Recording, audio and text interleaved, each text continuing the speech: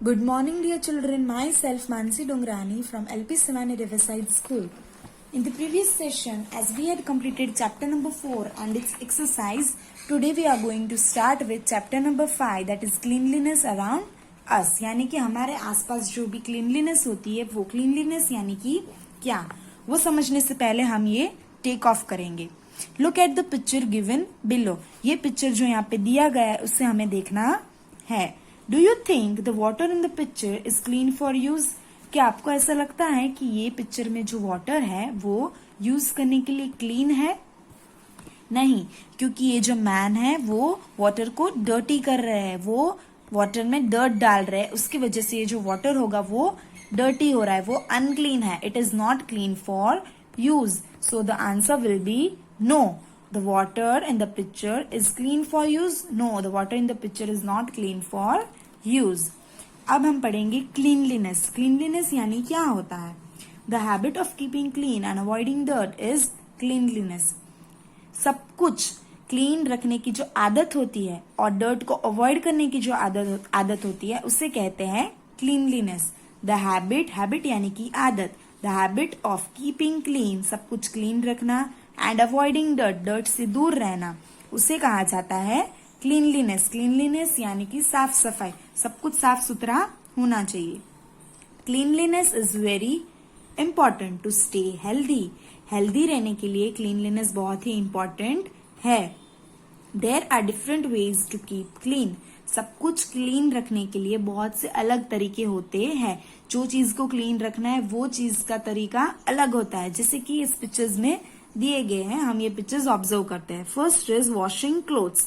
कपड़े धो रहे हैं, ये जो लेडी है वो कपड़े धो रहे हैं. तो कपड़े धोने से भी हम क्लीन रहते हैं, हमारे कपड़े क्लीन होते हैं. So washing clothes is one of the habit of keeping everything clean. Second is washing vessels. Vessels wash करने से भी क्लीन, हम डर्ट से अवॉइड रहते हैं, क्योंकि वेसल्स में हम खाना खाते हैं फिर उसको हम वॉश करते हैं ताकि वो गंदे वेसल्स ना रहे और फिर हमें उस पे खाना ना पड़े. Next is cleaning our Holmes. अगर घर साफ रखेंगे तो भी हम क्लीन रहेंगे, हमें जर्म्स नहीं आएंगे, हमारे घर में जर्म्स नहीं होंगे और हम बीमार भी नहीं होंगे. So washing clothes, washing vessels and cleaning our homes are some habits of keeping clean and avoiding dirt. Cleaning our streets. Streets को क्लीन करना भी एक आदत होनी चाहिए, क्योंकि स्ट्रीट्स क्लीन रखेंगे तो हम वहां से गुजरेंगे, हम बीमार नहीं पड़ेंगे और सब कुछ क्लीन रहेगा, डर्ट से भी हम अवॉइडेड रहेंगे. Taking regular baths. हमें रोज रेगुलरली नहाना चाहिए, रेगुलर बाथ्स लेने चाहिए. Keeping our homes clean. We all live in a home. हम सब एक घर में रहते हैं, हमें अपना घर क्यों क्लीन रखना चाहिए वो हम यहाँ पे पढ़ेंगे. हम हमारे घर में रहते हैं, we need to keep the surroundings of our home clean. हम रोज हमारे घर में रहते हैं और हमें हमारे सराउंडिंग्स यानी कि हमारी आजू बाजू की जो भी जगह होती है, हम जहाँ पे रहते हैं हमारे आजू बाजू की जो भी जगह होती है उसे सराउंडिंग कहते हैं. तो वो सभी चीजें, हमारे घर के आजू बाजू के जो सराउंडिंग्स होते हैं वो हमें क्लीन रखने चाहिए. Our home may be big और small but we have to keep it clean and tidy.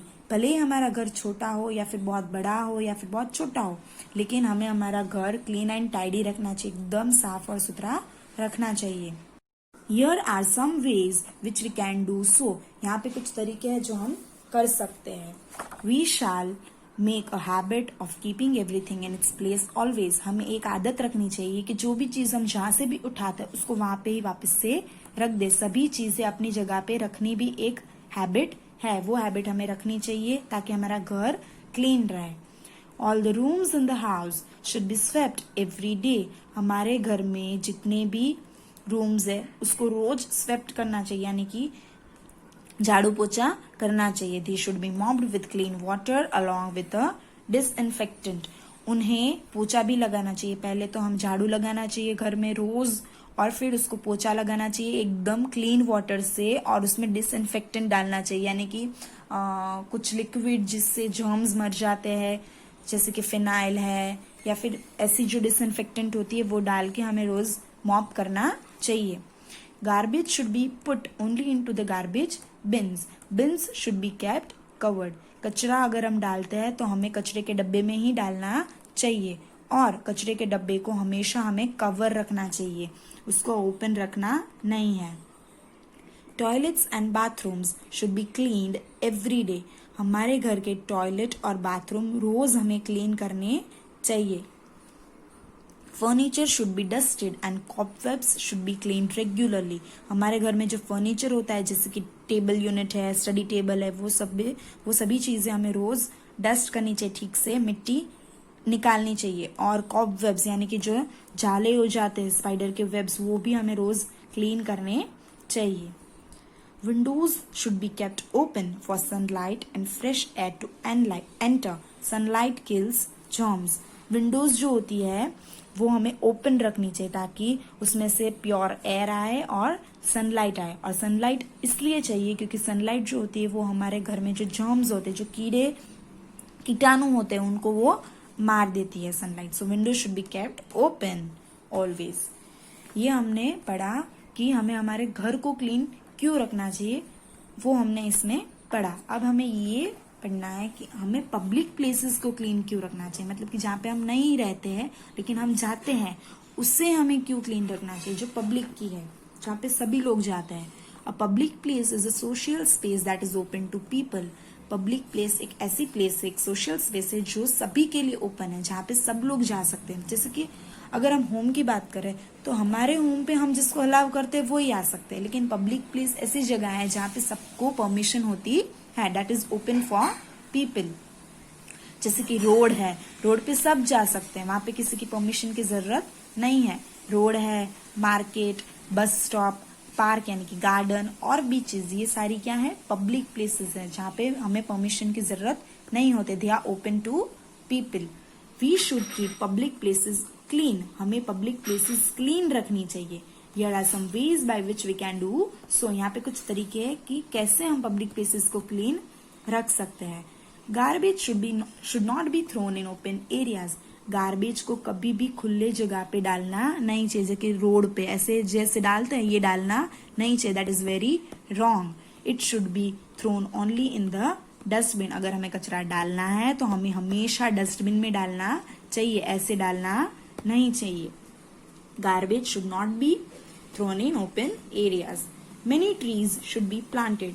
जितने ट्रीज प्लांट कर सकते इतने ट्रीज हमें प्लांट करने चाहिए, क्योंकि ट्रीज प्लांट करेंगे तो हमें ऑक्सीजन ज्यादा मिलेगा और एयर प्योर होती है। So we should trees plant as many as we can.